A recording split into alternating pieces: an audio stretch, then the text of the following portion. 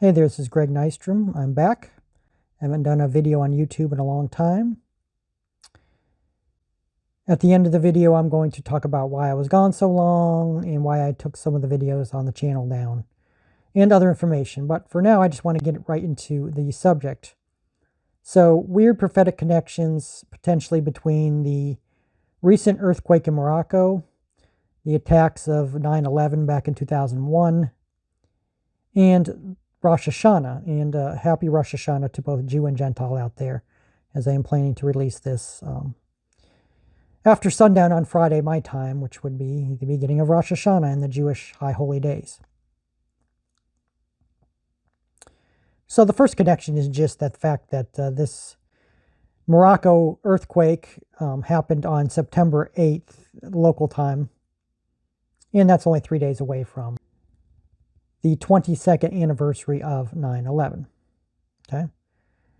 The next kind of weird coincidence that probably isn't a coincidence is that the earthquake struck at, and this happened in the Marrakesh region of Morocco.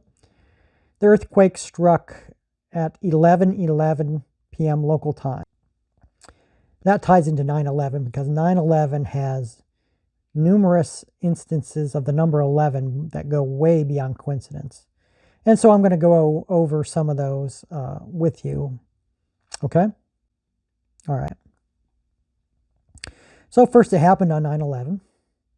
The first plane to strike the towers was Flight 11 of American Airlines. 11 crew members were on Flight 11. The Twin Towers resembled the numeral 11, that's just the shape of them. Each building had 110 stories. Flight 77, which is divisible by 11, was flown into the Pentagon. 9 plus 1 plus 1 equals 11. September 11th is 111 days from the end of the year. New York was the 11th state to enter the Union. Of course, the attacks happened in New York City. Chapter 11 of Genesis, here's a biblical tie-in, has the Tower of Babel, and of course the Twin Towers were destroyed on 9/11. Chapter 11 of Revelation in the Bible has the two witnesses. The two witnesses are killed.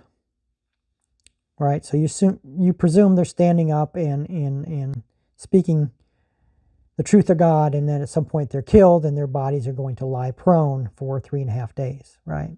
So, and you have two towers on 9/11 being destroyed. Towers themselves are associated with witnesses because watchmen would often stay in biblical times and other times. And watchmen would be in towers, right? To give them the vantage point to see off in the distance. And what a watchman did was see something coming that before anybody else. They were witness to it. They were, watchmen often gave warnings or they gave news of what was coming before anybody else because they could see it. That's the whole idea of witnessing and watching, right? Okay. So that associates with the Twin Towers and the two witnesses and all that. And then this year was the 22nd anniversary of 9/11, and 22 divided by 2 is 11. Lots of 11s right there. And then again, this earthquake happened in Morocco at 11:11 p.m. local time. All right, some other numbers have some interesting links between the earthquake and 9/11. This earthquake was a magnitude 6.8 on the Richter scale. And the Twin Towers principal construction began in August of 1968. So 6.8 and 68. Furthermore, as I am talking to you, the death toll, sadly, for the earthquake is over 2,900 people.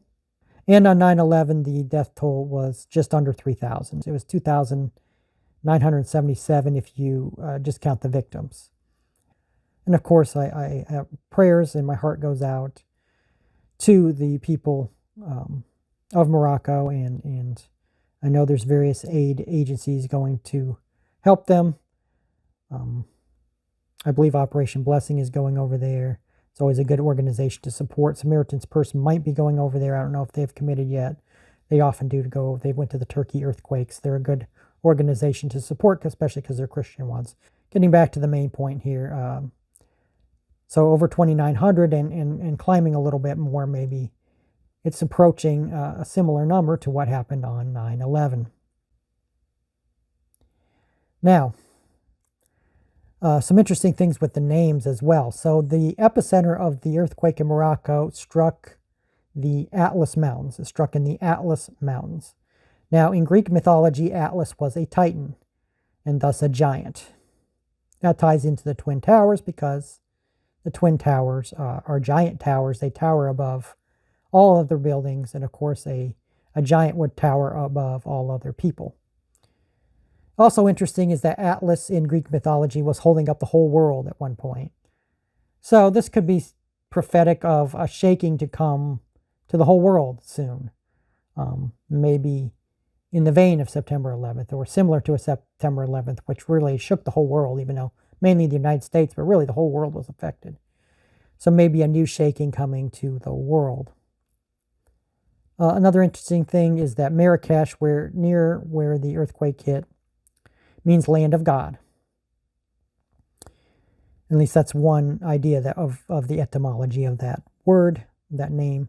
And Morocco means something like the Western Kingdom. Again, that's one idea of what the etymology of that word is. So if you're talking about the land of God and the Western Kingdom, well, the United States, where the 9/11 attacks occurred, of course, is in the West.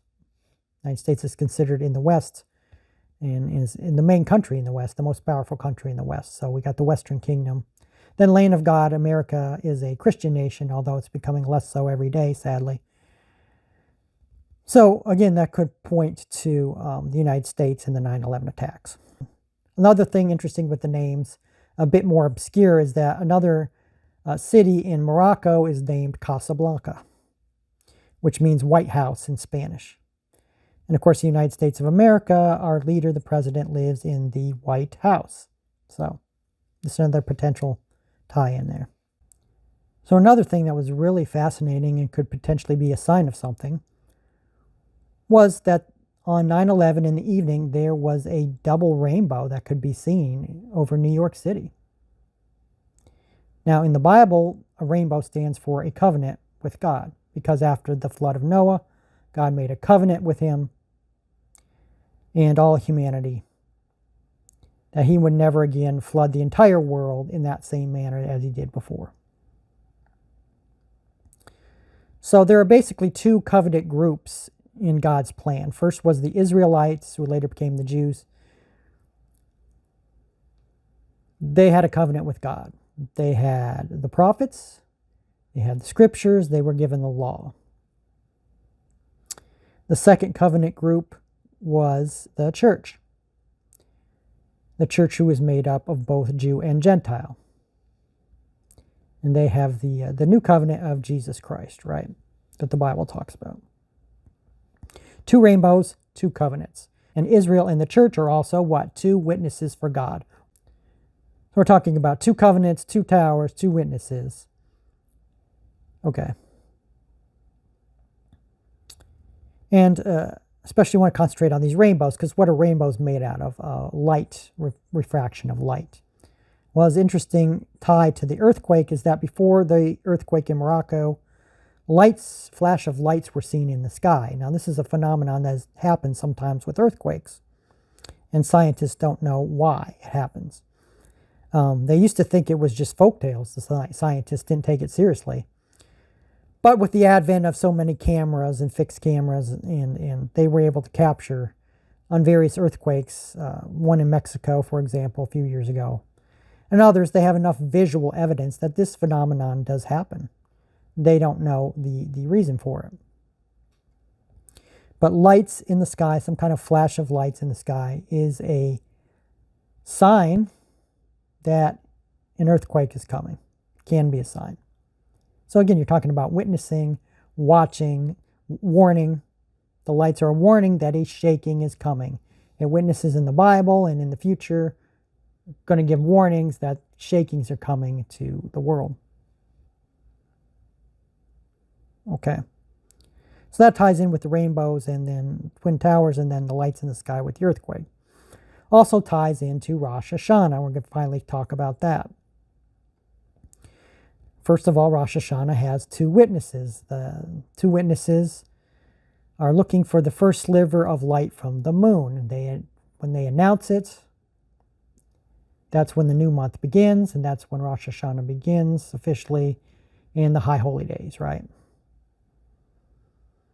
And so you have this idea of light in the sky again. The moon, the sliver of light of the moon is itself a witness that the new month has started and the High Holy Days have started.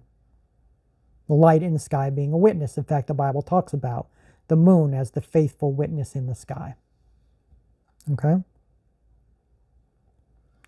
Another thing I want to talk about with Rosh Hashanah is the shofar, the ram's horn, which is blown on that day. It's also, the Feast of Trumpets. The ram's horns are blown. Now, how many horns does a ram have? Two. Two horns. Two horns, two witnesses, two towers, two rainbows. Okay. So we have that as well. And then, of course, I also talked about how the city of Marrakesh, or the name Marrakesh, means land of God. And, of course, the original land of God is the Holy Land, the Promised Land, which ties in with Rosh Hashanah. All right, so a little housekeeping now. So the question is, why did I stop making videos well over a year ago? The reason is I started writing another book. Once I started getting into it and I saw some amazing things that God was leading me to see, I felt like I really needed to devote myself to the book and not have any other distractions. Because I'm almost done with the book now. My book's almost done. It's a long book. When it gets published, it'll be 350 to 400 pages long. Now, I don't have a publisher yet. I'm looking for a publisher. It's a very difficult thing. A lot of publishers don't take unsolicited manuscripts, even many agents. It's hard to get a manuscript unsolicited, even read by a literary agent. And if you send them a book proposal, it might sit in a slush pile for a long time. So if anybody feels moved to pray about me getting this book published, because I'm not going to self-publish it unless that's the last resort, like I did my other book, because I really believe this is amazing. It's so fascinating what God has shown me, amazing things that just knocked me over, to be honest with you. I know if I can get a publisher like Frontline, which is a division of Charisma House, an imprint of Charisma House, or Harvest House Publishers, or even Thomas Nelson or Zondervan, maybe Baker Publishing, or somebody else along these lines to read the manuscript, I absolutely know they'll want to publish it, absolutely. But it's getting the foot in the door. That's very tough to do. So that's what I'm trying to do now. So any advice on that or any prayers? If it comes down to it, I'll self-publish it, and I'll print a bunch of copies, and I'll send them to every prophecy teacher I know, and when they read it, they're going to rave about it. And I'm going to promote it on every platform I can, and enough people will read it, and somebody will come along, some publisher will come along and want to publish it. It's not the route I want to take, but if that's what I got to do at some point, that's what I'll do. Related question, why did I take down some of the videos I had on my channel before? One reason I took some down is because some of that information is now in the book, and I wanted people to get that information where it fits into its bigger context, its broader context, into the big picture, its connection to other things, instead of being more isolated in the video. So that's why I took some of the videos down. All right, one last little thing I wanted to mention. There's a woman who has a channel on YouTube. It's under the name Siva. And I just wanted to encourage people to check her channel out. She had a near-death experience recently, back at the beginning of June. And after that, she was saved by Jesus, is what she says in her video. And then after that, she had some very intense prophetic dreams that she shares. And they're very intriguing. They're very interesting. And they're a little controversial. They can be. I mean, dreams are open to interpretation because they're in some symbolic form. So there is some interpretation involved. But I found them very fascinating and compelling, I guess is a good word. And I found her personal story very compelling and very moving as well. And so So if you just go to, I'll just do it on the screen. You go here and click on that and just go down and you see Siva there. If you just click on that, that'll take you to her channel. All right, I thank you for listening, and I'll see you next time.